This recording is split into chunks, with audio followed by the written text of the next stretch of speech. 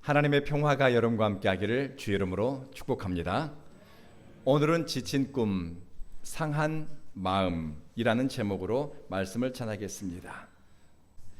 내 인생의 목적이었던 것이 어느 순간에 다 부질없는 것처럼 느껴지는 순간이 있습니다.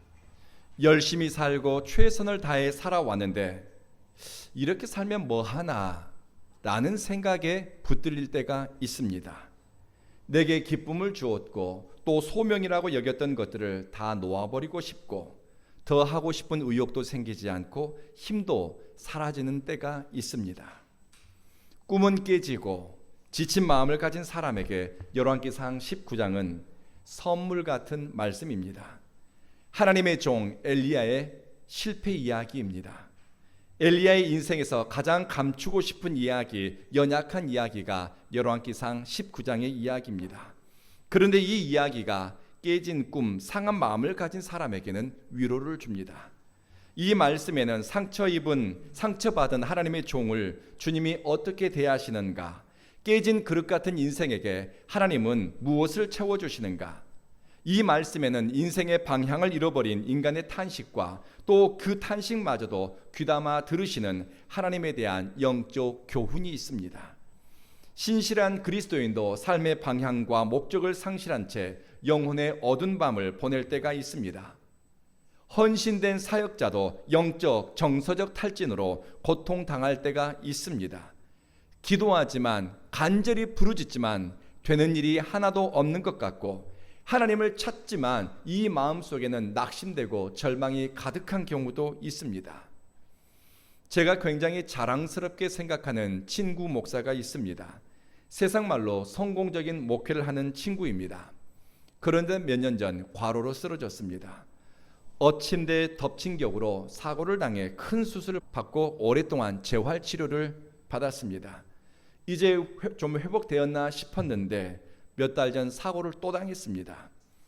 몸이 무너져 내리니 마음도 무너져 내리더랍니다. 오랫동안 지속된 탈진과 번아웃, 그리고 육체적인 고통과 그리고 몸을 정상적으로 사용할 수 없는 그런 시간들이 몇 년째 계속되다 보니 최근에 이런 말이 자기도 모르게 나오더랍니다. 갈 길이 구말리 같은 목사 입에서 하나님, 이제 나를 데려가 주세요. 믿는 사람에게도 인생의 사계절이 있습니다. 추운 겨울이 있지요. 물론 꽃피는 계절도 잠깐 있습니다. 그런데 혹독하고 무더운 여름도 있습니다. 100년 전 스탠리 존스라고 하는 목사님이 인도에서 선교 사역을 했습니다. 스탠리 목사님은 열정과 헌신된 마음으로 인도에서 정말 모든 것을 내어주며 헌신적으로 사역했습니다. 그런데 얼마 가지 않아 그는 큰 문제를 당하게 됩니다. 사역은, 주님을 섬기는 것은 100m 달리기가 아닙니다. 지나친 헌신과 과도한 일정, 문화적 충격과 영적 부담감은 스탠리 존슨 목사님의 몸을 상하게 했습니다. 결국 심리적인 번아웃, 영적인 탈진은 그를 사역지를 떠나게 했습니다. 분명 나는 부르심을 쫓아갔고 하나님의 말씀에 순종해서 헌신했는데 그의 정서적인 부분, 영적인 부분은 너무 황폐해진 겁니다. 왜 그럴까요? 스탠리 존슨 목사님은 자서전에 이렇게 적었습니다. 나는 무너졌습니다. 전 인격적으로 무너졌습니다. 기도도 되지 않고 설교도 할 수 없었습니다. 사람들은 그분이 대단한 선교사라고 축켜 세웠지만 목사님은 부르심에 대한 자신감을 잃어버렸습니다. 사람들로부터 존경을 받았지만 하나님의 말씀을 전하는 것이 너무 두려워서 어느 자리에서 자기에게 설교를 부탁할까 봐 목사요, 선교사라고 하는 신분도 숨긴 적이 있었습니다. 하나님이 사용하는 위대한 종도 현실을 맞이하기 두려워 도망가고 눈 감아버리고 싶은 유혹을 때때로 받습니다. 헌신이 결핍되었거나 하나님을 사랑하지 않아서가 아닙니다. 인간이라 그렇습니다. 깨지기 쉬운 질그릇 같은 인간이라서 우리는 그렇게 되는 것입니다. 작은 문제로 심령이 상하기도 하고 과도한 열심이 때로 병이 되기도 합니다. 이스라엘 역사상 가장 위대한 선지자 중 한 명인 엘리야가 넘어졌습니다. 기도하면 불이 내리고 기도하면 3년 반의 가뭄을 끝내고 비가 내렸던 그 능력의 종이 시험에 든 것입니다. 엘리야는 영적으로 육체적으로 탈진했습니다. 엘리야는 이스라엘이 영적으로 타락하고 도덕적으로 부패했을 때 하나님께로 돌아오라고 그들에게 믿음의 길을 제시하고 하나님이 살아계심을 보여준 능력의 종이었습니다. 그가 기도하는 대로 또 말하는 대로 응답되었던 사람입니다. 그런데 엘리야가 살아갔던 시대는 너무 타락하고 악이 횡행했습니다. 왕과 왕비, 귀족들로부터 백성에 이르기까지 영적인 타락과 도덕적 부패는 말로 할 수 없을 정도였습니다. 사람들은 입으로는 신앙이 있는 것처럼 하지만 하나님을 아는 것처럼 행세했지만 그들의 마음은 하나님에게서 멀었습니다. 죄에 대한 부끄러움을 상실했습니다. 여러분, 모든 사람이 죄에 대해서 부끄러움을 알고 수치심을 느끼는 것이 아닙니다. 에릭 호퍼라고 하는 사회 철학자가 이런 질문을 합니다. 인간에게 과연 집단적 수치심이라고 하는 것이 존재할까? 집단적 수치심입니다. 과연 이게 존재할까? 그는 이렇게 이야기합니다. 집단적인 분노는 우리가 발견할 수 있다. 또 집단적인 자부심이나 집단적인 의기양양함도 있다. 그런데 집단적 수치심이라고 하는 것은 없다. 왜냐하면 사람들은 대부분 자기가 썩 괜찮은 사람들과 연대하고 있다라고 착각한다. 괜찮은 사람들과 함께 있기 때문에 같이 죄를 짓고 못된 일에 가담해도 참담함이나 부끄러움을 느끼지 못한다. 왜냐하면 내가 괜찮은 사람이라고 속고 살기 때문에. 이스라엘은 믿음이 있는 줄 생각했는데 착각했습니다. 죄에 따른 심판이 임박했는데 자신들은 여전히 은혜 안에 머물고 있다라고 오해했습니다. 황금 송아지를 섬기면서도 자신들은 하나님을 열심히 섬기고 있다라고 그들은 착각한 것입니다. 거짓 진리에 미혹되고 길들여지면 부도덕한 길을 가면서도 수치와 부끄러움을 느끼지 못하게 됩니다. 엘리야 선지자는 하나님께 돌아오라고 설득하고 외치고 또 그들을 위해 기도했습니다. 엘리야 선지자는 이스라엘을 범죄하게 만드는 바알의 제사장 450명을 제거했습니다. 그런데 이것이 문제가 되었습니다. 엘리야가 바알의 선지자, 거짓 선지자 450명을 제거했다는 이야기를 듣고서 이세벨 왕비는 엘리야를 죽여버리겠다고 위협을 합니다. 엘리야는 깜짝 놀랐고 두려웠습니다. 그래서 그는 도망쳤습니다. 열왕기상 19장 3절을 새 한글 성경은 이렇게 번역합니다. 엘리야는 두려웠다. 일어나 살 길을 찾아 떠났다. 450명의 바알의 제사장을 두려워하지 않았던 하나님의 종이 왕비의 위협에는 겁을 먹은 것입니다. 믿음의 사람이 언제나 항상 믿음의 사람일 것 같지만 엘리야라 할지라도 어느 한순간 은혜의 줄을 놓치게 되면 두려움의 종이 될 수 있습니다. 바알의 제사장 450명과 대결을 하고 3년 반의 가뭄을 기도로 해결했던 사람이라 할지라도 번아웃 되면은 탈진하면 뾰족한 수가 없습니다. 능력의 종이 무너지는 것은 순식간입니다. 살 길을 찾아서 엘리야는 사명의 자리를 이탈합니다. 하나님이 가라고 지시한 곳이 아니라 자기가 가고 싶은 자리를 찾아 브엘셰바라고 하는 이스라엘 남쪽 끝 가장 먼 곳입니다. 땅끝이라고 여겨지는 곳으로 도망을 갔습니다. 여러분, 이스라엘에게 진짜 위기는 비가 내리지 않아서 혹은 국경성을 침범하는 이방인 군대가 아니었습니다. 이스라엘에게 진짜 위기는 하나님의 종, 자신들을 위해 중보하는 엘리야 선지자의 탈진이었습니다. 민족을 위해 기도하고 하나님의 말씀을 전하는 영적 리더가 지쳐 사명의 자리를 이탈한 것이 이스라엘에게는 큰 위기였습니다. 이때 믿음의 공동체가 있어 엘리야에게 등 비빌 언덕이 되어 주었다면 참 좋았을 텐데 그러지 못했습니다. 건강한 신앙 공동체는 영적 리더의 건강한 영성과 삶을 위해 배려합니다. 탈진한 엘리야는 하나님의 주신 사역지를 이탈합니다. 북이스라엘은 영적 지도자를 잃었고 기도의 사람을 상실했습니다. 엄청난 손실입니다. 영적으로 무지한 사람은 엘리야가 가든 말든 신경을 쓰지 않을 겁니다. 그러나 영적으로 깨어있는 개인과 공동체라면 엘리야의 부재, 영적 리더의 탈진이 공동체에게 큰 위기라는 것을 깨닫습니다. 엘리야는 브엘셰바에서 그리고 로뎀나무 아래에서 이렇게 하나님께 탄식합니다. 하나님, 이제 더 바랄 것이 없습니다. 내 목숨을 거두어 주십시오. 나는 내 조상보다 조금도 나을 것이 없습니다. 하나님의 종이, 능력의 사자가 죽여달라고, 그만 내 목숨을 거두어 달라고 하나님께 하소연하고 있는 것입니다. 이제 할 만큼 했으니 그만두고 싶다는 것입니다. 엘리야의 순종과 헌신에 대한 사람들의 반응은 무관심이었습니다. 말씀을 듣고 기적을 보면서도 사람들은 변화되지 않았습니다. 죄 짓는 데는 빨랐지만 하나님을 알아가는 데는 그들은 관심이 없었습니다. 엘리야는 이스라엘과 공동체를 위해 목숨을 걸었지만 엘리야가 위협받을 때 공동체는 손 내밀지 않았습니다. 오죽했으면 엘리야가 굶주렸을 때 자기 민족이 아니라 사르밧에 사는 이방 여인이 엘리야의 먹거리를 공급했겠습니까? 자기들의 영적 리더에게 양식을 공급하는 사람이 사라진 이스라엘, 하나님은 이방 여인의 손을 빌어서 엘리야에게 먹거리를 제공할 정도로 상황이 좋지 않았습니다. 오히려 이스라엘 사람들은 엘리야에게 적대적이었습니다. 엘리야는 하나님 앞에 몸부림치며 죽여달라고 외칩니다. 소명의식은 희미해지고 마음은 깨진 채 사는 것보다 죽는 게 낫다라고 몸부림을 치고 있으니 하나님은 가련한 당신의 종을 외면하지 않았습니다. 깨진 인생, 상처난 인생이 주님 앞에 나아갈 때 주님은 그 인생을 너 참 못났다 탓하지 않습니다. 하나님의 군사로 싸우다 부상을 입어 만신창이가 된 당신의 종을 주님은 외면하지 않습니다.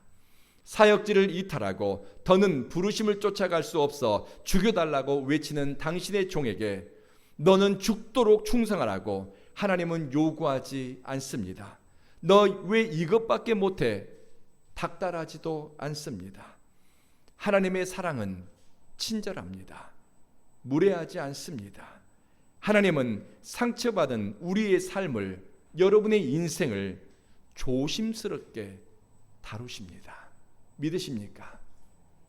저는 이 하나님이 좋습니다. 성경은 사랑은 무례히 행하지 않는 것이라고 말씀합니다. 하나님은 사랑이십니다. 사랑이신 하나님은 당신의 상처받은 종, 망가진 백성을 함부로 무례하게 대하지 않습니다. 하나님 사랑을 체험할수록, 하나님의 임재를 경험할수록 성도의 삶에 나타나는 것은 정중함과 배려입니다. 무례한 것은 하나님에게서 난 것이 아닙니다. 권면이라는 이름으로 무례하게 책망하거나 신앙적 열등감과 인격적 부끄러움을 느끼게 하는 것은 권면이 아니라 영적 폭력이 될 수도 있습니다. 그것은 하나님의 방식이 아니라는 것을 기억하십시오. 제가 사랑하는 하나님은 기다리는 분이십니다. 그리고 사람의 필요한 것을 깊이 살피시고 배려하는 분입니다. 사람에게 건네는 말씀 한마디에도, 음식을 제공하고 몸을 살피는데도 섬세한 배려와 정성이 담겨 있습니다. 하나님은 고치시고 회복시키시고 싸매 주시는 분입니다. 하나님을 사랑할수록 하나님의 성품이 성도에게는 품격이 되고 인격이 됩니다. 그러니 예수님을 믿으면 믿을수록 심령의 변화가 인격의 변화로, 말하는 것, 생각하는 것, 삶의 태도의 변화로 나타나게 됩니다. 하나님의 천사가 지쳐 쓰러져 누운 엘리야를 깨웁니다. 일어나세요. 음식을 좀 드세요.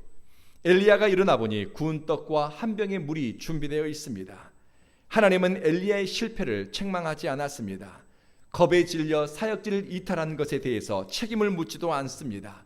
그저 굶주린 배를 채우고 마른 목을 적시도록 떡과 물을 준비한 것입니다. 이것을 먹고 마신 후에 엘리야는 다시 잠들었습니다. 천사가 다시 찾아와 일어나세요. 음식을 좀 드세요. 갈 길이 한참 남았습니다. 이 일이 2번 반복되었다는 것은 엘리야의 탈진이 그만큼 심하다는 것입니다. 그리고 엘리야를 향한 하나님의 배려와 환대는 진심입니다. 엘리야가 회복될 때까지 기다려줍니다. 하나님은 죄인의 회개만을 기다리는 것이 아니라 당신의 종의 회복을 위해서도 하나님의 백성이 다시 일어나도록 기다려주시고 재촉하지 않습니다. 빨리 일어나야지. 그거 괜찮아. 떨쳐버려. 하나님은 그렇게 무리한 말로 우리를 푸시하지 않습니다. 엘리야는 구운 떡과 물 한 병을 받아들고 어떤 마음이 들었을까요? 내가 사랑받고 있구나. 나는 너무 두려워서 사역지를 이탈하고 사명을 내팽개쳤는데 하나님은 아직도 나를 필요로 하시는구나. 나는 죽여달라 외치고 있는데 하나님은 아직도 나를 붙잡아 주시는구나. 이것이 은혜입니다. 배고픔의 시대, 하나님의 종을 살피는 사람도 없고 모두 자기 뱃속 채우기 위해서 아우성인 시대에도 하나님은 당신의 종의 배고픔을 헤아렸습니다. 하나님의 사랑은 무례하지 않고 굴종의 삶을 막무가내로 요구하지 않습니다. 하나님은 당신의 백성들에게 굴종하도록 부끄러움 속에서 순종하도록 내몰지 않습니다. 하나님은 당신의 백성을 소중하게 다루시고 보배로운 당신의 백성을 귀하게 여기십니다. 설상 그 백성이 깨진 인생 같고 망가진 삶을 산 것 같더라도 말입니다. 내가 배려받고 있구나, 기억되고 있구나, 내가 사랑받고 있구나, 영혼이 이것을 깨달을 때 놀라운 회복이 일어납니다. 스탠리 존스 선교사님이 설교하는 것도 피하고 목사요 선교사라고 자기 신분을 밝히는 것도 망설였을 때 그가 어떻게 회복되었는가? 가장 큰 이유 중에 하나는 자신이 예수님의 손에 여전히 붙들려 있다는 것을 깨달았을 때였습니다. 이 보잘것없는 인생을 아직도 주님이 놓아버리는 것이 아니라 붙잡아주고 있구나. 그 사실을 영혼이 깨닫게 되었을 때 회복이 일어나고 다시 인도로 돌아가 위대한 선교 사역을 펼칠 수가 있었습니다. 사랑을 느낄 때 우리는 사람이 떡으로만 사는 것이 아니라 하나님의 말씀으로 사는 것을 알게 됩니다. 우리가 말씀으로 산다는 것은 무엇을 의미할까요? 하나님의 말씀이 인간의 육체로 역사 속으로 찾아오신 실체가 바로 예수 그리스도입니다. 우리는 예수님을 통해서 하나님의 말씀의 실체를 보고 깨닫게 됩니다. 예수님이 우리에게 보여준 사랑은 당신의 몸과 피를 생명의 떡과 음료로 아낌없이 내어주는 사랑입니다. 하나님의 말씀으로 산다는 것은 바로 예수님의 살과 피를 먹고 마시며 그 사랑의 힘으로 오늘을 산다는 것입니다. 즉 일상을 매일매일을 in Christ, 그리스도 안에서, through Christ, 그리스도를 통하여, by Christ, 그리스도로 인하여, 그리고 for Christ, 그리스도를 위하여 사는 것입니다. 이것이 믿음입니다. 마지막으로 몸이 아파 드러놓은 엘리야의 몸을 하나님의 천사는 어루만져 줍니다. 여기서 어루만져 주다는 히브리어 단어는 만지다, 접촉하다, 건드리다는 뜻을 가지고 있습니다. 그런데 재밌는 것은 이 단어가 악한 사람들과 관련해서 사용될 때는 좋은 의미가 아닙니다. 심판하다는 뜻으로 해석이 됩니다. 같은 단어인데 이 사람이 누구에게 사용되느냐에 따라서 전혀 다른 의미를 가지고 있는 것입니다. 만지다, 접촉하다라고 하는 이 아름다운 단어가 악인에게 사용될 때는 심판하다는 의미를 가지고 있지만은 하나님의 백성, 거룩한 사람, 의로운 사람과 연결해서 사용될 때는 바로 격려하다, 권한을 부여하다라고 하는 아름다운 의미로 해석이 됩니다.